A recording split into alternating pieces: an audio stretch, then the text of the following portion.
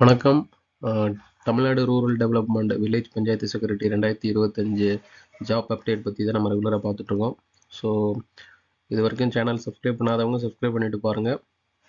வீடியோவ skip பண்ணாம பாருங்க. So, என்ன இன்ஃபர்மேஷன் அப்படின்னு thumbnailல பார்த்துருப்பீங்க. ஸோ, வாங்க அத பத்தி டீட்டெயில்டா பார்ப்போம். நம்ம பார்க்க போறது வந்து இதுதான். இது thumbnailல பார்த்துருப்பீங்க. ஸோ, ஆர்டர் காப்பி ரிலீஸ் ஆயிருச்சு. ஸோ, நம்ம கடைசியா நம்ம பாசிட்டிவா எதிர்பார்த்த அந்த வழக்குகள் சம்மந்தப்பட்ட ஆர்டர் காப்பி நமக்கு கிடச்சிருச்சு. ஸோ இதை பற்றி அப்டேட்டுமே நான் ஷார்ட் வீடியோவாக லாஸ்ட்டாக போட்டிருந்தேன். அட்வொகேட்டை பேசிட்டு என்ன அப்படின்னு சொல்லிட்டு. ஸோ அந்த நேர்காணல் நடத்த சொல்லி போடப்பட்ட 2 வழக்கு சார்பாக வந்து ஆஜரான ஒரு வக்கீல்கிட்ட வந்து என்னென்னு பேசிட்டு அது சம்மந்த அப்டேட்டை வந்து அன்றைக்கி ஈவினிங்கே நான் வந்து அப்டேட் பண்ணேன். அதில் சரியாக நெகட்டிவ் கமெண்ட்ஸும் நிறையா வந்துச்சு. ப்ரூஃப் இல்லாமல் நீ எதுக்கு வீடியோ போட்டுட்ருக்க, அது ஜஸ்ட் 1 or 2 மெம்பர்ஸ் தான் அந்த மாதிரி சப்ஸ்கிரைபர் தான் அந்த மாதிரி பேசிகிட்டு இருந்தாங்க. சப்ஸ்கிரைபராக என்னன்னு கூட எனக்கு தெரில. ஜஸ்ட் கமெண்ட் பண்ணுறதுக்காக கூட வந்திருந்திருக்கலாம். ஸோ ஆனால் மோஸ்ட்லி எல்லாம் தேங்க் பண்ணிட்டு தான் இருந்தீங்க. அவங்களோட ஹாப்பினஸை வந்து வெளிப்படுத்திட்டு இருந்தீங்க. ஸோ 10 நல்ல கமெண்ட் இருந்தால் ஒரு சில பேட் கமெண்ட் வரதான் செய்யும். ஸோ நான் அதை பெருசாக எடுத்துக்கல. ஸோ அதோட ப்ரூஃப்மே ஏதாவது ஆர்டர் காப்பி நம்ம இப்போ அட்டாச் பண்ணி நம்ம அதை பற்றி பேச போகிறோம். ஸோ இது வந்து கொஞ்சம் நீதிபதி வந்து கொஞ்சம் நல்லா கண்டிப்புடன் கூடிய ஒரு ஆர்டராக தான் அதை கொடுத்துருக்காரு. ஸோ அதை பற்றி நம்ம டீட்டெயில்டாக பார்க்கலாம் வாங்க. ஸோ இங்கிலீஷ் வெர்ஷனில் தான் இருக்கும் original order காப்பியோட web copy.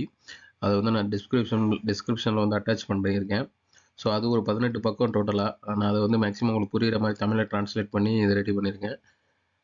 Copy பண்ணி பேஸ்ட் பண்ணது தான். பட் ஆனால் தமிழில் ரெடி பண்ணி மோஸ்ட்லி எல்லாருக்கும் டீட்டெயில்ஸ் தெளிவாக புரிகிற மாதிரி இருக்குது. இதை நீங்கள் ரீட் பண்ணி பார்த்தீங்கன்னா உங்களுக்கு தெளிவாக புரியும்.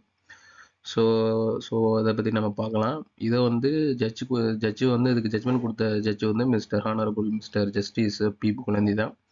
ஸோ அவர் தான் மோஸ்ட்லி இந்த சம்மந்தப்பட்ட நிறையா வழக்குகளுக்கு வந்து தீர்ப்பு கொடுத்துருக்கிறாரு. ஸோ பெட்டிஷன் போட்டவங்க வந்து சுபிக்ஷா மற்றும் கிருஷ்ணா மோகன். அவங்க சைடில் ஆஜரான அவங்க வக்கீல் வந்து புச்சைமுத்து அப்புறம் முகமது இம்ரான் சொல்லிட்டு. ஸோ இவங்களுக்கு முதல்ல வந்து நம்ம ஃபர்ஸ்ட் ஆஃப் ஆல் ரொம்ப ரொம்ப நன்றி சொல்லிக்கணும். ஸோ ஏன் நன்றி சொல்லணும்னு சொல்கிறேன்னு சொல்லிட்டு நீங்கள் வர அடுத்தடுத்த பக்கங்களை பார்க்கும்போது உங்களுக்கே தெரியும். ஸோ இவங்கனால தான் ஒரு சில நல்ல விஷயங்கள் நடக்க இருந்திருக்கு. ஸோ இவங்க கேஸ் போடலை அப்படின்னா என்ன நடந்திருக்கும் அப்படிங்கிறதும் நீங்கள் அடுத்தடுத்து பார்க்கும்போது உங்களுக்கு தெரியும். ஸோ நிறைய பேர் ஆல்ரெடி இதை டவுன்லோட் பண்ணுறது எப்படி என்னன்னு எல்லாருக்கும் தெரியும். ஸோ டவுன்லோட் பண்ணி நிறைய பேர் பார்த்துருக்கலாம். பார்க்காதவங்களுக்கு கொஞ்சம் சர்ப்ரைஸாக கொஞ்சம் யூஸ்ஃபுல்லாக தான் இருக்கும். ஸோ தெளிவாக தமிழில் நல்லா இப்போ அண்டர்ஸ்டாண்ட் பண்ணிக்கிறவங்க இதை நீங்கள் படித்து பார்த்தீங்கன்னா இன்னும் தெளிவாக புரியும். இங்கிலீஷில் படிக்க விரும்புகிறவங்க டிஸ்கிரிப்ஷனில் இருக்குது. இல்லை ஆல்ரெடி டவுன்லோட் பண்ணி வச்சுருந்தீங்கனாலும் அதை நீங்கள் கண்டிப்பாக பார்த்துருக்க வாய்ப்பு இருக்குது.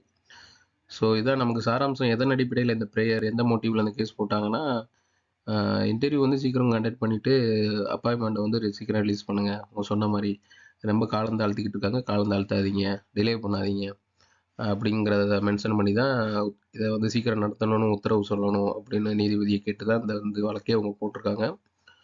ஸோ இதை பற்றி என்ன வழக்கு என்ன இதுன்னு நம்ம டேட்லேட்டாக ஆல்ரெடி முன்னாடி நம்ம பார்த்தாச்சு. ஸோ ஆர்டர் என்ன கொடுத்தாரு, என்ன நடந்துச்சு, வாதாடினதில் என்ன இன்ஃபர்மேஷன்லாம் கிடச்சிச்சு அப்படிங்கிறத பற்றி பார்க்கலாம். ஸோ வந்து ஆர்டர் என்ன கொடுத்தாங்க அப்படிங்கிற டீட்டெயில் தான் இதில் இருக்குது. இதில் நீங்கள் தமிழில் நல்லா வாட்ச் பார்த்தீங்கன்னா தெளிவாக புரியும். ஸோ அதுக்காகவே வந்து தமிழில் வந்து இங்கிலீஷில் இருக்கிறத வந்து காப்பி பேஸ்ட் பண்ணி அதை ஒவ்வொன்றும் பார்த்து பார்த்து தமிழில் ட்ரான்ஸ்லேட் பண்ணி தெளிவாக புரிகிற மாதிரி போட்டிருக்கேன். அதுக்கே ஒரு 2 மணி நேரம் ஆச்சு. ஸோ அப்படியே பிடிஎஃப் ட்ரான்ஸ்லேட் பண்ணோம்னா அது வர்ற தமிழில் வந்து அது புரியாத மாதிரி இருக்கும். அது ஒழுங்காகவே புரியாது. ஸோ தெளிவாக புரிகிற மாதிரி மாற்றி போட்டிருக்கேன். ஸோ அதை படித்து பார்த்தீங்கன்னா உங்களுக்கே புரியும். ஸோ நான் அதை மேலோட்டமாக சொல்லிடுறேன். ஆக்சுவலாக வந்து பெட்டிஷன் போட்டவங்க சைடில் ஆஜரான வக்கீல் வந்து என்ன கோரிக்கை வச்சுருந்தாங்க அப்படின்னா, இது வந்து நியாயமற்ற ஒத்திவைப்பு, நியாயமற்ற காலதாமதம். ஸோ இந்த காலதாமதத்தை ரத்து செஞ்சுட்டு உடனடியாக வந்து நேர்காணலை நடத்தி சீக்கிரம் அப்பாயின்மெண்ட் பண்ணணும் அப்படின்னு சொல்லி தான் அந்த 2 கேஸுமே போட்டிருக்காங்க. ஸோ 2 கேஸும் ஒரே கோரிக்கை இருக்கிறனால 2 கேஸையும் ஒன்றா வச்சு தான் விசாரித்து இதுக்கு ஆர்டர் கொடுத்துருக்காங்க.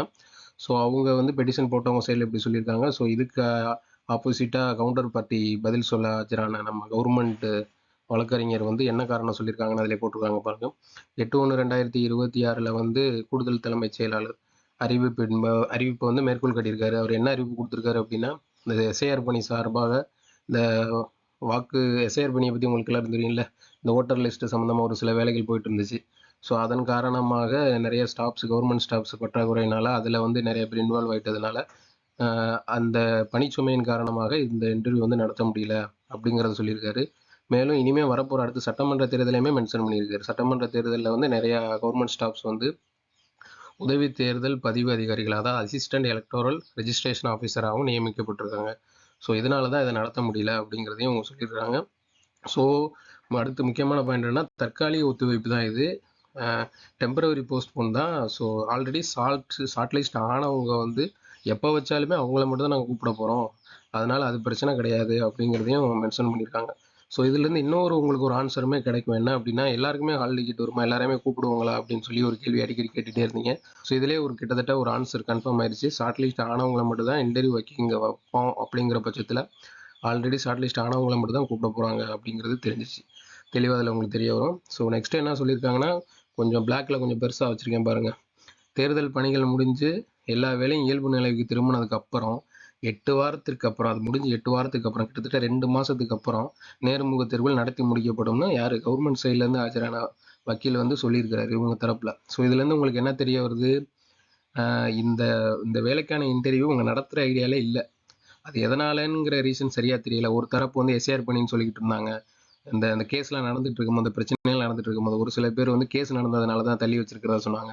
ஸோ அப்பயே தெரியும் கேஸுக்கும் இதுக்கும் சம்மந்தம் இல்லை, கேஸ் வந்து ஸ்டே ஆர்டர் ஆனால் மட்டும் தான் நிப்பாட்டி வைக்கணும், கேஸ் அது பாட்டில் நடந்துகிட்டு இருக்கும், அவங்க இன்டர்வியூ நடத்துறதா நடத்தலாம்னு சொல்லிட்டு நிறைய பேருக்கு தெரியும். ஸோ ஆனாலும் ஒரு சில பேர் கேஸ் நடக்கிறதுனால தான் நிப்பாட்டி வச்சிருக்கிறதா சொன்னாங்க. ஒரு சில பேர் வந்து இந்த எஸ்ஏஆர்னால கவர்மெண்ட் ஸ்டாஃப்ஸ் பற்றாக்குறையினால நிப்பாட்டி வைக்கிறதா சொல்லியிருந்தாங்க. ஒரு சில அரசியல் தலையீடுனால தான் இந்த பிரச்சனை. எப்பயுமே இந்த வேலை வந்து பணம் வாங்கிட்டு போடுற வேலை, இந்த தடவை மெரிட் லிஸ்ட் பேசிஸ் நடக்கிறதுனால நிறைய உள்ளீடுகள் தலையீடுகள் வந்ததுனால அந்த பிரச்சனையினாலே நிப்பாட்டி வச்சிருக்கதான் ஒரு சில தரப்பு சொன்னாங்க. ஸோ அந்த ரீசன் உண்மையாக இருக்கிற பட்சத்தில், அரசியல் தலையீடு உண்மையாக இருக்கிற பட்சத்தில் அதை வந்து அட்வொகேட் வந்து நீதிபதி முன்னாடி சொல்ல முடியாது. ஸோ உண்மையாக இருந்தாலுமே அவங்க சொல்ல முடியாது. அவங்க மென்ஷன் பண்ணியிருக்கிறது எஸ்ஐஆர் பணியை தான் நமக்கு மென்ஷன் பண்ணியிருக்காங்க. ஸோ நமக்கு ஒரு பதில் கிடச்சிருச்சு.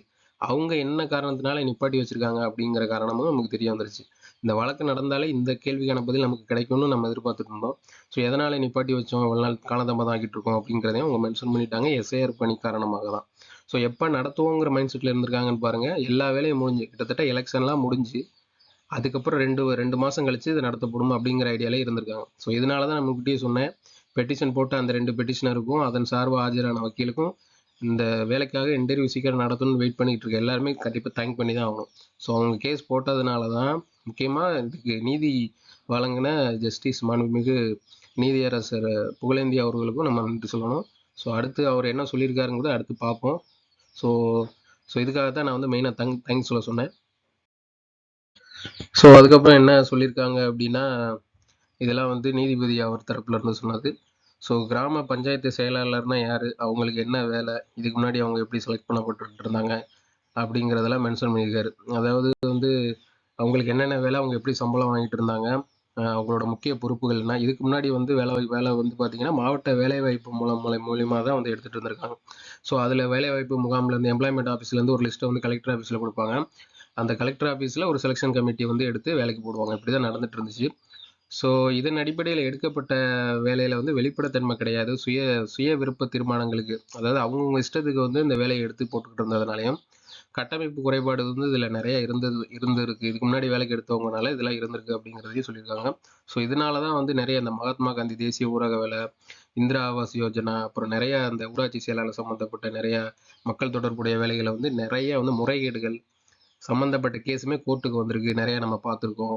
இந்த மாதிரி நிறைய பிரச்சனைகள் வந்துச்சு. இதுக்கு காரணம் இந்த மாதிரி மெத்தடில் இதுக்கு முன்னாடி வேலைக்கு எடுத்ததுனால தான் இந்த பிரச்சனைகள்லாம் வந்தது. ஸோ வந்து இதனை வந்து சரியான முறையில் நடைமுறைப்படுத்தணும்னு சொல்லிட்டு இந்த 2025 4/9 அன்று அந்த ஹைலைட் பண்ணியிருக்கேன் பாருங்கள், அந்த ஜிஓவும். ஸோ இதுக்கு முன்னாடி ஒரு ஜிஓ, இது வந்து செலெக்ஷன் ப்ராசஸ் எப்படின்னு சொல்லிட்டு இந்த ஜிஓ 2023 ஒரு டிஸ்ட்ரிக்ட் கலெக்டர் கீழே ஒரு கமிட்டி வச்சு தான் எடுக்கணும்னு சொல்லிட்டு 2023 ஒரு ஜிஓ வெளியிட்டாங்க. இந்த ஜிஓவில் வெளியிடப்பட்டது. ஸோ இந்த 2025 விடப்பட்ட ஜிஓ வந்து எப்படி அதில் என்னென்ன மென்ஷன் பண்ணியிருந்தது அப்படிங்கிறதையும் மென்ஷன் பண்ணியிருக்காங்க. 10ஆம் வகுப்பு மதிப்பெண் 85, நேர்முக தேர்வுக்கு 15, அப்புறம் மாவட்ட நியமனக்குழு அடிப்படையில் நேரடியாக மெரிட் பேசிஸில் எடுக்கிறது. ஸோ இது வந்து நேரடியாக வெளிப்படை தேர்வு திறமையை வந்து ரொம்ப அதிகமாக வந்து அறிமுகப்படுத்தியது, பாராட்டுக்குரியது அப்படின்னு சொல்லிட்டு இதில் நிறைய டிரான்ஸ்பரன்சி இருக்குது, இது நல்லா இருக்குது அப்படிங்கிற மாதிரி வந்து இதை பாராட்டி கவர்மெண்ட்டை ஒரு சைடு பாராட்டியுமே நீதிபதி வந்து அவர் சொல்லியிருக்கிறாரு. இந்த மாதிரி எடுக்கிறது மூலிமா வந்து ஊழல் வாய்ப்புகள் குறையும், மக்களோட நம்பிக்கை அதிகரிக்கும் அப்படிங்கிறதையும் மென்ஷன் பண்ணியிருக்காங்க. ஸோ அதுக்கப்புறம் ஒரு சில வழக்குகள் உச்சநீதிமன்றத்தோட வழக்குகளையுமே மேற்கோள் காட்டி சொல்லியிருக்காரு நீதிபதி. அதில் ஒரு வழக்கு வந்து பார்த்தீங்கன்னா, லீலாதார் அப்படிங்கிறவங்க வந்து ராஜஸ்தான் 1981 ராஜஸ்தானில் வந்து போடப்பட்ட வழக்கு. அதில் உச்சநீதிமன்றம் வந்து ஒரு தீர்ப்பு கொடுத்துருக்குறாங்க. அந்த தீர்ப்பு என்ன அப்படிங்கிறதையும் இதில் மென்ஷன் பண்ணியிருக்காங்க.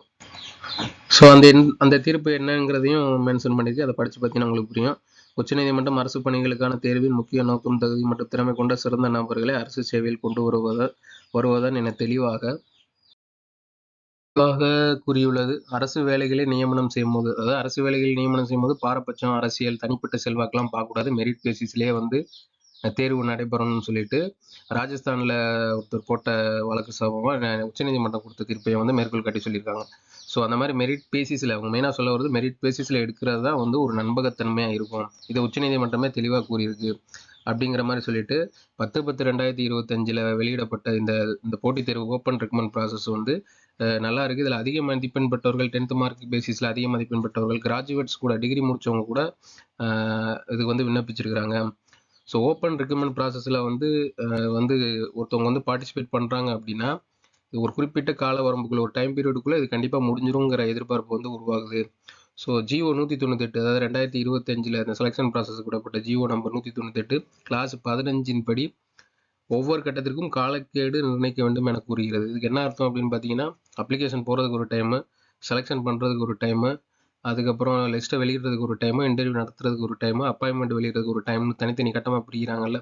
ஸோ அதை வந்து இந்த ஜிஓ வந்து கிளாஸ் 15 அது வந்து கூறுது அப்படிங்கிறத மென்ஷன் பண்ணியிருக்காங்க. ஸோ அன்னெசரி டிலே, தேவையற்ற காரணம் இல்லாத டிலே பண்ணுறது, காலதாமதம் பண்ணுறது அரசியலமைப்பு சட்டம் ஆர்டிகிள் 14(16)க்கு எதிரானது அப்படிங்கிறதையும் சொல்லியிருக்காங்க. ஆர்டிகிள் 14(16)ங்கிறது வந்து பார்த்தீங்கன்னா சமத்துவம், எல்லாருக்கும் எந்த பாகுபாடும் இல்லாமல் அரசு வேலைவாய்ப்பு பணிகளில் வந்து சரியான முறையில் வேலை கொடுக்கணும் அப்படிங்கிறத சொல்ல வர்றது தான் ஆர்டிகிள் 14(16). ஸோ அதை மென்ஷன் பண்ணியிருக்காங்க. அதுக்கப்புறம் இன்னொரு வழக்கையுமே மென்ஷன் பண்ணி காட்டியிருக்காங்க. நௌசத் அன்வர்னு சொல்லிட்டு பீகாரில் வந்து போட்டிருக்காங்க. அது உச்சநீதிமன்றம் தான் அதுக்கு தீர்ப்பு வழங்கியிருக்கு. ஸோ அந்த வழக்கையுமே இதில் மென்ஷன் பண்ணி காமிச்சிருக்காங்க. ஸோ இந்த வழக்கு பார்த்தீங்கன்னா கிட்டத்தட்ட 2008ஆம் ஆண்டு தொடங்கப்பட்ட ஒரு அரசு ஊழியர் பணி நியமனத்திற்கான வேலையை வந்து 4 வருஷமாக வந்து கொடுக்காமலே வந்து இழுத்துக்கிட்டே போயிருந்திருக்காங்க.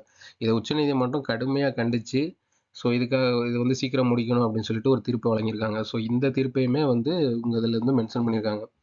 ஸோ அதுக்கப்புறம் வந்து கவர்மெண்ட் சைட்லேருந்து ஆஜரான வக்கீல் சொன்ன அந்த காரணத்தை, எஸ்ஐஆர் பணினால தான் இந்த நேர்முக தேர்வு தள்ளி வைக்கப்படுதுங்கிறத ஏற்றுக்கிறவே முடியாது அப்படிங்கிற மாதிரி வந்து நீதிபதி புகழேந்தி, மாண்புமிகு நீதியரசர் புகழேந்தி அவர்கள் சொல்லியிருக்கிறாங்க.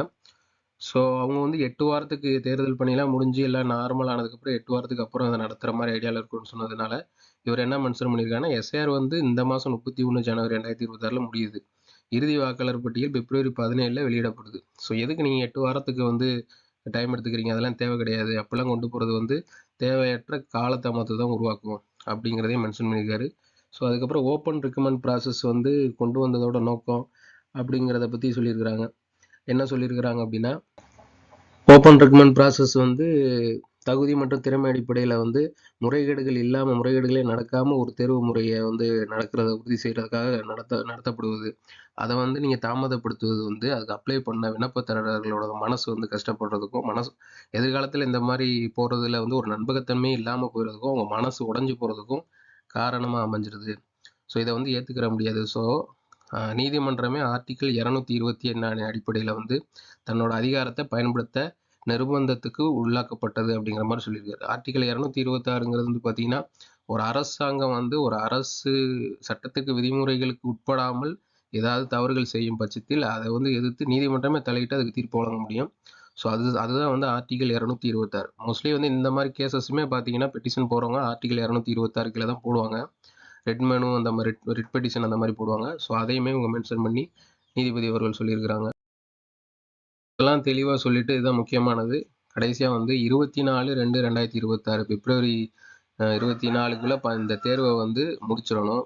தேர்தல் அறிவிப்பை கொடுத்தாலும் கூட இந்த தேதிக்குள்ளே வந்து தேர்வை முடித்து ரிசல்ட்டை வெளியிடணும் அப்படின்னு சொல்லிட்டு தீர்ப்பு வந்து வழங்கியிருக்கிறாங்க. ஸோ இந்த டேட்டை பார்த்துங்க. இதை தான் அன்றைக்கி 27 அன்றைக்கி கேஸ் நடந்த அன்னைக்கு, ஹியரிங் வந்த அன்னைக்கு அட்வொகேட்டிட்ட பேசிட்டு நான் உடனே வந்து அப்டேட் பண்ணேன். டேட்டை மென்ஷன் பண்ணி அப்டேட் பண்ணேன் அவர் சொன்னதை.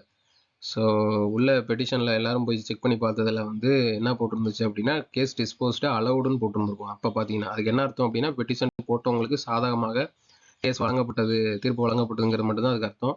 ஆனால் டேட்டு மற்ற விவரங்கள்லாம் ஆர்டர் காப்பியில் மட்டும் தான் நமக்கு தெரியும். ஸோ அதை தான் இப்போ நம்ம பார்க்குறோம். இது அன்னைக்கே நமக்கு அந்த அட்வொகேட் சொல்லிட்டாரு.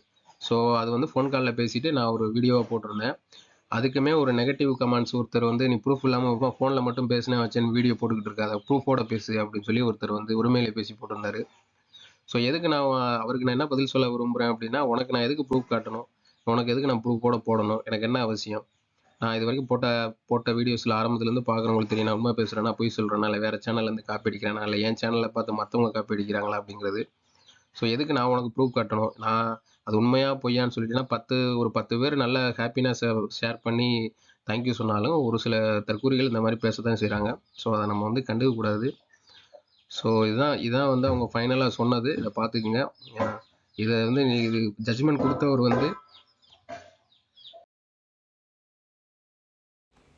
கொடுத்தவர் வந்து மாண்புமிகு நீதியரசர் புகழேந்தி அவர்கள். ஸோ அவருக்குமே இந்த இடத்துல முக்கியமாக இந்த வேலைக்காக காத்துட்ருக்கிறவங்க நன்றி சொல்லணும். ஸோ அதுபோக வந்து நிறைய கமெண்ட்ஸில் வந்து பார்த்திங்கன்னா, எவ்வளோக்கு எவ்வளோ நெகட்டிவ் ஸ்ப்ரெட் பண்ண முடியுமோ சில பேர் செலக்ட் ஆகாதவங்க, ஷார்ட்லிஸ்ட் ஆகாதவங்க பண்ணிக்கிட்டு இருக்காங்க. ஸோ இதுக்கு முன்னாடி கடைசியாக போட்ட வீடியோஸில் உள்ளே போய் பார்த்தீங்கன்னா தெரியும், நிறையா செந்தமிழ் வேர்ட்ஸில் வந்து நிறையா தமிழ் வேர்ட்ஸ்லேயுமே நிறைய நெகட்டிவான இதை போட்டுக்கிட்டே இருந்திருப்பாங்க. ஸோ அதெல்லாம் கண்டுக்காதீங்க. ஸோ இது கன்ஃபார்மாக நடக்கும் February 24க்குள்ளே. ஸோ ப்ரிப்பேர் பண்ணுறவங்க இன்டர்வியூக்கு ப்ரிப்பேர் பண்ணிட்டே இருங்க. So anyway thank you for your வாட்சிங், தேங்க்யூ ஃபார் யுவர் சப்போர்ட். அப்புறம் இன்னொரு வழக்குமே பெண்டிங்கில் இருக்குது. ஸோ அதுவுமே எனக்கு 27ஆந்தேதி நைட்டு தான் தெரியும். ஸோ அந்த வழக்கு பெருசாக நிற்கிறதுக்கு சான்ஸ் இல்லை. அந்த வழக்கை பற்றி நெக்ஸ்ட் வீடியோவில் பார்ப்போம். அது ஒரு பெண்டிங்கில் தான் இருக்குது. அதை மதித்து ஹியரிங் கூட எடுக்கலை. ஸோ நம்ம அதுவுமே கேஸ் நிற்காது ஹியரிங் வந்தாலும். ஸோ அதை பற்றி எதுவும் பயந்துக்க வேண்டாம். ஸோ அதுவும் நான் சொல்லக்கூடாது தான் இருந்தேன். ஆனால் கமெண்ட்ஸில் நிறைய பேர் வழக்கு இருக்குதுன்னு போட்டிருந்ததுனால சரி அதை சொல்லுவோன்னு சொல்கிறேன். ஸோ அதை பற்றி டீட்டெயிலாக நெக்ஸ்ட்டு பார்ப்போம். ஆனால் அதை பற்றி நீங்கள் எதுவும் ஒரி பண்ணிக்கவோ பயப்படவோ தேவை கிடையாது. அது ஹியரிங் வந்தாலும் அது நிற்காது. ஸோ அதை சொல்ல மறந்துட்டேன், சொல்லிட்டேன். Okay, thank you. Anyway thank you.